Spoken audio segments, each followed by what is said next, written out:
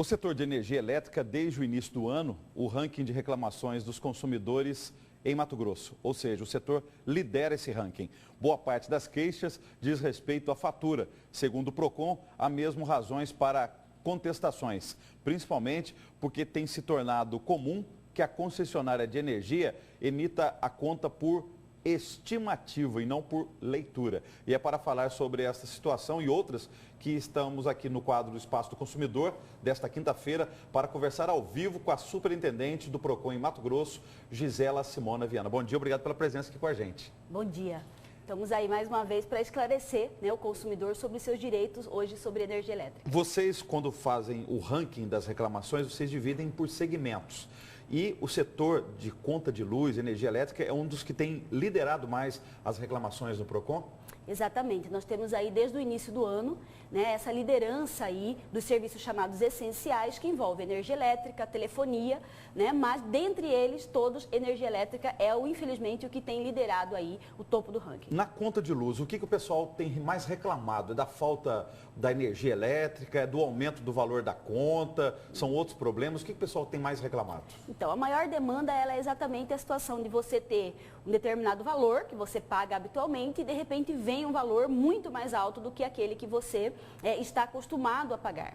Então, aí é o primeiro olhar que a gente pede para o consumidor analisar a sua conta como um todo. E aí a gente fala principalmente do histórico de consumo, que é algo que pode revelar aí a existência ou não de problemas. Ou seja, não olhar ali no valor total da conta, da fatura, não é o valor em reais, mas sim o consumo de quilowatt-hora do mês. É isso? E comparar Exatamente. Com os meses anteriores. Exato. Na conta, um dos ganhos do consumidor é ele ter exatamente os últimos 12 meses na fatura.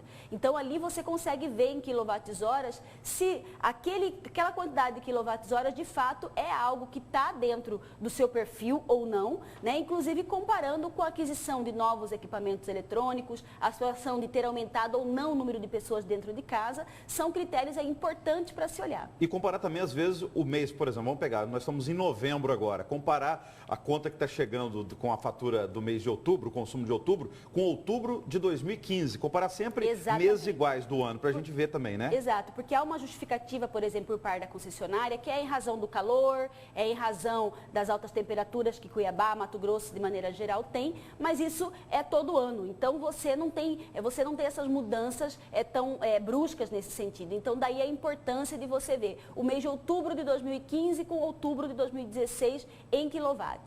Como também é importante, foi falado aí na abertura, a questão da leitura por estimativa. Veja, na área urbana, a regra é que não se tenha leitura por estimativa. Ela sempre tem que ser feita aí de forma presencial, ou seja, tem que se ir até a unidade consumidora, verificar a leitura e então estimá-las. Lembrando que, de acordo com a norma, você tem um prazo mínimo de 27 dias, que deve ser gerada uma conta, e máximo de 33. Então, esse prazo tem que ser observado pela concessionária. Explicando essa leitura por estimativa, o que eles fazem? Eles pegam o histórico da pessoa e copiam o consumo? É só isso? Isso, a estimativa ela tem sido feita com base exatamente nessa. Na ausência de leitura, você pega o mês anterior e muitas vezes você repete, ou situações que podem gerar problemas. Por quê?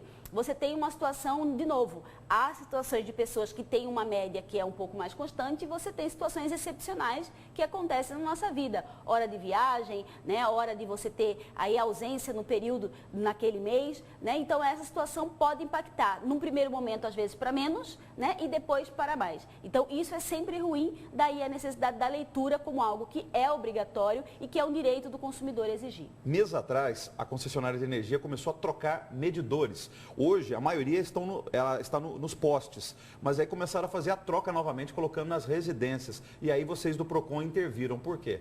Então, nós temos duas situações ocorrendo.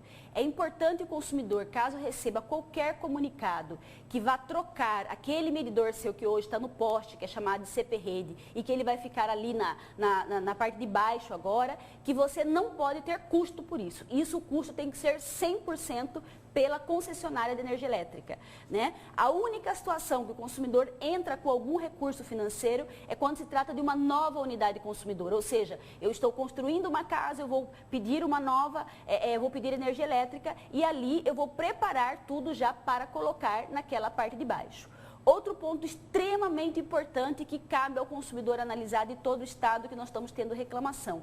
Você não é obrigado a quebrar o muro da sua casa para colocar aí, na verdade, esse novo padrão de energia elétrica, né? Veja que aí, o muro foi você que construiu, os custos desse muro foi você que arcou, então você não pode aí ser obrigado a colocar esse medidor no poste, né? Então, a Energisa, ela como concessionária de energia elétrica do estado, ela tem aí meios, né, para colocar isso do lado de fora da residência, que é a obrigação que ela tem aí. Então, é importante isso porque quando nós falamos de um medidor que pode estar aí acoplado no seu muro, existe uma discussão jurídica a respeito da responsabilidade de quem é esse medidor.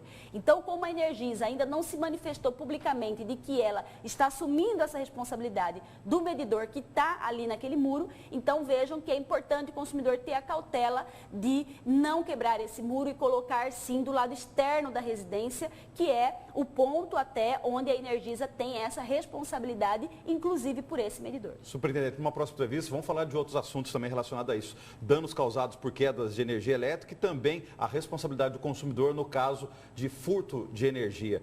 Obrigado pela sua entrevista ao vivo, até uma próxima. Até, obrigada.